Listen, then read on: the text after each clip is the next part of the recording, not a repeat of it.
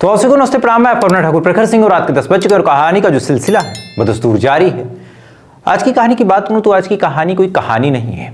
आज आपको एक एनालिसिस बताऊंगा और एनालिसिस बताना काफ़ी ज़रूरी है, क्योंकि आज दिल्ली में जब ब्लास्ट हुआ कई लोगों की जान गई और आंकड़ा भी अलग अलग चैनलों पर अलग अलग आ रहा, लेकिन जितने लोगों की शिनाख्त हुई है उनमें 8 लोगों का नाम कन्फर्म है। एक लाश है जिसकी आइडेंटिफिकेशन नहीं की जा सकी है। बाकी कुछ चैनल हैं जैसे आज तक हुआ और बाकी और चैनल है, उन्होंने 12-13 का आंकड़ा भी बताया, लेकिन अब चूंकि नाम नहीं तो फिर कैसे पता कि कितने मरे। हालांकि जितने लोगों का नाम निकल के सामने आया है, एक बार पहले वो नाम आपको बता देता हूँ कितने लोगों की मौत हुई है, उसके बाद फिर पूरी कहानी क्या है आपको डिटेल में समझाऊंगा कि कहाँ चूक हुई और हमारे देश की जो मीडिया है वो कितनी गलतियाँ करती है। मरने वाले लोगों में सबसे पहला नाम है मोहसिन का, दूसरा नाम है अशोक कुमार, तीसरा नाम है लोकेश, चौथा नाम है दिनेश, पांचवा नाम पंकज सैनी, छठवां नाम नोमान, सातवां नाम जुम्मन मोहम्मद और 8वां नाम अमर। ये टोटल 8 नाम है। इन 8 लोगों की मौत हुई है जिनके बारे में अभी तक कंफर्म है, उनके परिवार वालों को सूचना दे दी गई है। कई सारे चश्मदीद ये भी बता रहे हैं, कई सारे इंटरव्यू को मैंने देखा उसमें कहा गया कि मरने वालों की तादाद भी 40-50 से सरकार आंकड़े छुपा रही है। ये चीज़ें हमने कई बार देखी कि जब कोई ऐसा हादसा होता है तो सरकार पे आरोप लगता है कि आंकड़े छुपाए जा रहे हैं, असल कैजुअलिटी कुछ और है, असल मरने वाले लोग कुछ और हैं। जो बहुत गरीब है उनके घर कोई मीडिया नहीं पहुंचने वाला, तो कोई टीआरपी नहीं, तो कोई ज़्यादा डाटा नहीं। ये तमाम चीज़ें इधर चल ही रही हैं, यानी लाशों को लेके भी अलग अलग न्यूज़ चैनल अलग अलग आंकड़े रख रहे हैं, लेकिन इधर कुछ चीज़ें और हुई और इन चीज़ों ने फिर से इस देश की जो मीडिया है और इसकी रैंकिंग जो इतनी गिरी हुई है, क्यों गिरी हुई है, आज फिर से कन्फर्म हो गया। मामला इतना सेंसिटिव है और इस सेंसिटिव मामले में अभी तक हमारे देश की सरकार ने, खासकर जो बीजेपी की सरकार है केंद्र में, उसने कहीं भी कोई बच पाने वाली बयान को नहीं दिया। बीजेपी की सरकार ने कभी भी अभी तक 10 तारीख को यह हादसा हुआ और आज 12 तारीख है, अभी तक अपने मुंह से कहीं भी बीजेपी ने ये नहीं बोला कि एक आतंकवादी हमला है। और उसके पीछे वजह ये है कि अगर ये बात बीजेपी बोल देगी या फिर जो हमारी करंट गवर्नमेंट है वो बोल देगी, तो फिर एक प्रॉमिस भी है कि अगर हमारे देश में कोई आतंकवादी घटना होगी तो उसमें हम पाकिस्तान का नाम जोड़ेंगे जरूर। और पाकिस्तान का नाम अगर निकल के सामने आया तो हमारे देश की सरकार ने ये साफ तौर पे कहा था कि फिर हमें एक्शन लेना पड़ेगा। तो ऐसे हाल में घुमा फिरा के अगर हमने ये कह दिया कि एक टेररिस्ट अटैक है तो फिर वहाँ पे पाकिस्तान का एंगल जरूर आएगा और ऐसे हाल में हमें कुछ ना कुछ रिएक्शन देना पड़ेगा। ये बात हम सभी जानते हैं और अगर भारत ने एक बार रिएक्शन दिया तो नुकसान केवल भारत का है। अब ऐसा नहीं है कि हम पाकिस्तान का कुछ कर नहीं सकते, पाकिस्तान को हम घंटों में निपटा सकते हैं, लेकिन आपको याद होगा कि पाकिस्तान के एक सीनियर पॉलिटिशियन ने बड़ा अजीब और बेतुका लेकिन सही बयान दिया था कि एक मर्सिडीज जब एक ट्रक से टकराती है तो नुकसान केवल मर्सिडीज का होता है। यह मामला ताकत का नहीं है, यह मामला कीमत का है। भारत की इकोनॉमी, भारत का डेवलपमेंट और भारत की तमाम चीज़ें इस कदर ग्रो कर रही हैं कि अगर हम जंग के माहौल में इस टाइम घुसेंगे तो फिर हमारा नुकसान होगा। कई तरह के वाद विवाद होंगे, हमारी आर्मी पे जो भी खर्चा है वो खर्चा बढ़ेगा, तमाम मिसाइलें हमें विदेश से खरीदनी पड़ेंगी, विदेशी ताकतों को हमें पैसा देना पड़ेगा और ये तमाम चीज़ पाकिस्तान की आर्मी चाहती है। क्यों चाहती है वो भी आप जान लीजिए, क्योंकि पाकिस्तान की एक ऐसी आर्मी है जिसने अपना प्रधानमंत्री रखा है, ये बात आपको पता है। तो पाकिस्तान की आर्मी ये चाहती है कि भारत जंग लड़े, भले ही पाकिस्तान की आर्मी जीते हारे, does not matter, social media पे वो जीत ही जाएंगे, लेकिन भर भर के फंड वो अपने नाम पे इशू करवा लेंगे और फिर उनके पास अरबों खरबों की प्रॉपर्टी हो जाएगी। पाकिस्तान की जो जनता है वो भाड़ में जाए, कोई खास मतलब है नहीं। लेकिन भारत ये चीज़ें करता नहीं है, इस वजह से भारत की सरकार ने अभी तक कोई खास बयान दिया नहीं है कि आतंकवादी घटना है। लेकिन क्या कुछ हुआ है वो चीज़ें पहले आपको बता देता हूँ और कितनी अपडेट निकल के सामने आई, कहाँ कहाँ हमारी इंटेलिजेंस यूनिट फेल हुई वो भी आपको बता देता हूँ। फिर हमारे देश की जो मीडिया है, जिसको खुल के एक टर्म है गोदी मीडिया, हालांकि मेरा बोलना उचित नहीं है, लेकिन एक टर्म है गोदी मीडिया, और क्यों कहा गया गोदी मीडिया वो आपको समझा देता हूँ। दरअसल जब से पूरा हादसा हुआ है इसी के बाद हमारे देश की जो इंटेलिजेंस यूनिट है और जो तमाम चीज़ें हैं वो अलर्ट पे आई और उन्होंने कई लोगों को गिरफ्तार किया। और कायदे से ये जो हादसा हुआ है, यह हादसा भी गिरफ्तारी के कार्यक्रम के दौरान ही हुआ। कुछ टाइम पहले जैश-ए मोहम्मद के सपोर्ट में पोस्टर लगे थे, पुलिस ने जब जांच पड़ताल की तो एक डॉक्टर का नाम निकल के सामने आया। ये चीज़ मैं आपको बता चुका हूँ। जब नाम निकल के सामने आया तो फिर पुलिस वालों ने उसके घर पे दबिश दी। दबिश देने के बाद फिर जब वहाँ चेक किया तो वहाँ पे अमोनियम नाइट्रेट और हथियार मिले। इसके बाद पुलिस वालों का शक गहराया, उन्होंने जांच पड़ताल शुरू की। जब जांच पड़ताल शुरू की तो फिर तार सीधे सीधे जाके जुड़े फरीदाबाद से।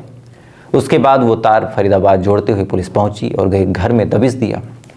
वहाँ भी कई सारी चीज़ें मिली हैं। हालांकि अब उसको लेके सवालिया निशान खड़े हो रहे हैं, चूँकि फरीदाबाद पुलिस का एक बयान भी निकल के सामने आया जिसमें फरीदाबाद पुलिस ने कहा कि जो ज्वलनशील पदार्थ मिले हैं सेक्टर 56 में, वो असल में पटाखे बनाने के रॉ मटेरियल थे। उसका किसी बॉम्ब या फिर किसी चीज़ में कोई योगदान नहीं हो सकता, उससे महज पटाखा बनाया जा सकता है। अभी बात जब बोली गई तो यहाँ भी कहीं ना कहीं हमारी मीडिया ने जो एक झूठी खबर, झूठा नैरेटिव फैलाया था, वो भी कंफर्म हो गया। खैर, ये चीज़ें छोटी चीज़ें हैं, ये देश के अंदर की बातें हैं कि क्या मिला क्या नहीं मिला, मीडिया कर्मियों से गलती हो जाती है। लेकिन इसके बाद क्या हुआ, हमारे देश के प्रधानमंत्री सेम डे चले जाते हैं जापान, चूँकि कोई कार्यक्रम था।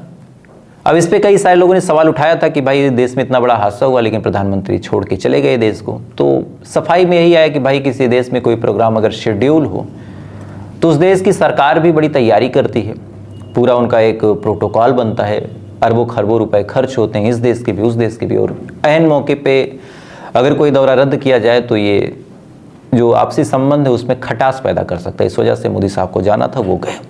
खैर, उसके बाद मोदी साहब ने वहाँ से एक फरमान जारी किया और कहा कि मैं बुधवार को आऊँगा और आने के बाद CCS यानी कैबिनेट कम्युनिटी ऑफ सिक्योरिटी की एक मीटिंग लूँगा। इसमें गृह मंत्री भी रहेंगे, साथ ही जो आर्मी के तमाम ऑफिसर हैं वो रहेंगे और ऐसे लोग रहेंगे जो कोई डिसीजन लेने में कैपेबल है। इस मीटिंग के बारे में बोला गया और शायद अब तक ये मीटिंग हो भी रही होगी। जैसे ये मीटिंग हुई, हमारे देश की जो मीडिया है उसने क्या किया अब आप जान लीजिए। अभी तक हमारे देश की सरकार ने कहीं भी ना पाकिस्तान का नाम लिया और ना ही इस हमले को आतंकवादी हमला बताया, लेकिन हमारे देश की मीडिया ने फिर से पाकिस्तान को फतह करना शुरू कर दिया। आपको याद होगा कि जब सर्जिकल स्ट्राइक हुई थी उस दौरान भी CCS की मीटिंग हुई थी। इसी तर्ज पे हमारे देश की मीडिया ने फौरन ये कहना शुरू कर दिया कि अब ऑपरेशन सिंदूर लॉन्च होने वाला है, 2.2 आने वाला है और भारत किसी भी वक्त पाकिस्तान पे हमला कर सकता है और बहुत जल्द सर्जिकल स्ट्राइक होगी।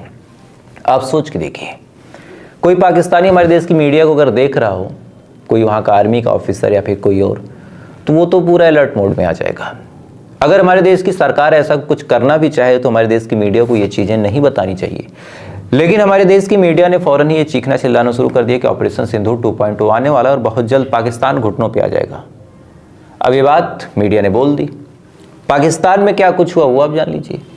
पहली बार ऐसा हुआ कि पाकिस्तान ने भारत का नाम लिया। क्यों, उसकी कहानी आप जानिए। जिस दिन भारत में ब्लास्ट हुआ था, इसी के चंद घंटे बाद पाकिस्तान के कोर्ट में ब्लास्ट हुआ।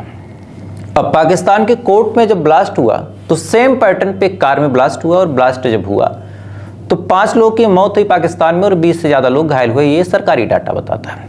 असल आंकड़ा क्या है वो कोई कंफर्म नहीं बता सकता, लेकिन 5 की मौत और 20 घायल ये सरकारी आंकड़ा है। और इसी के साथ जैसे ये ब्लास्ट कोर्ट परिसर में हो, उतने ही संवेदनशील इलाके में जितना संवेदनशील हमारा लाल किला था, पाकिस्तान के जो प्रधानमंत्री हैं उन्होंने फौरन भारत के ऊपर ब्लेम लगाते हुए कहा कि पाकिस्तान में जो ब्लास्ट हुआ ये ब्लास्ट भारत ने करवाया है और हम इसका बदला लेंगे। इसी के जस्ट बाद पाकिस्तान का जो डिफेंस मिनिस्टर ख्वाजा आसिफ है उसने चीख चीख के कहना शुरू कर दिया कि ये हमला अफगानिस्तान ने करवाया और हम अफगानिस्तान से बदला लेंगे। अब ये दोनों ये बात बोल ही रहे थे कि पाकिस्तान के जो आतंकवादी संगठन TTP यानी तहरीक तालिबान पाकिस्तान, उसने ये जिम्मेदारी क्लेम कर ली कि ये हमला हमने करवाया था और इसमें अफगानिस्तान और भारत का कोई योगदान नहीं है। अब TTP ने ये बात बोली तो फिर ये दोनों अपनी फजीहत करा के शांत हो गए। लेकिन इधर आप देखिए, हमारे देश की मीडिया ने भी फौरन चीखना चिल्लाना शुरू कर दिया कि अब पाकिस्तान किसी भी वक्त अलर्ट मोड पे है, कुछ भी हो सकता है, ऑपरेशन सिंदूर 2.2 की तैयारी हो रही। हम लोग भी रात रात भर जगने लगे कि भाई कुछ हो सकता है। पता चला ऐसा कोई प्लान नहीं था। खैर, तो हमारे देश की मीडिया ने कितनी फजीहत अपनी करवाई वो आप जान गए। अब क्या क्या हुआ वो आपको बता देता हूँ।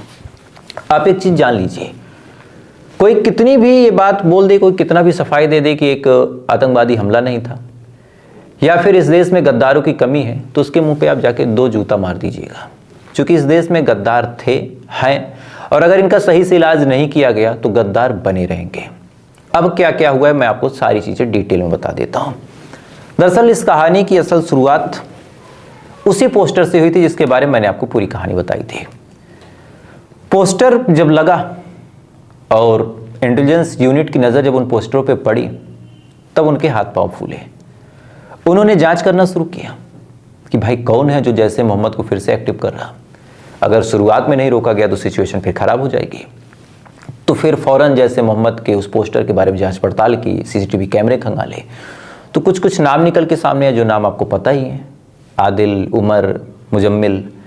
इसके बाद जब जांच पड़ताल की गई तो तार हरियाणा से जुड़े, हरियाणा से फिर और जांच पड़ताल की गई तो तार सहारनपुर पहुंच गए, सहारनपुर से जब और जांच पड़ताल की गई तो तार उत्तर प्रदेश की राजधानी लखनऊ में पहुंच गए और फाइनली एक महिला गिरफ्तार हुई जिसका नाम था डॉक्टर शाहीन साइद। और अभी तक यही एक ऐसी महिला है जिसने कुछ अजीब खुलासे किए हैं।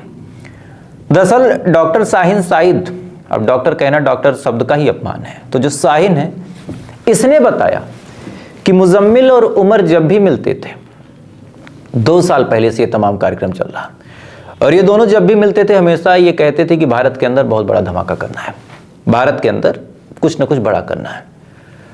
और इनका प्लान ऐसा नहीं था कि केवल दिल्ली को दहलाने का था, इनका प्लान भारत के अलग अलग राज्यों को दहलाने का था।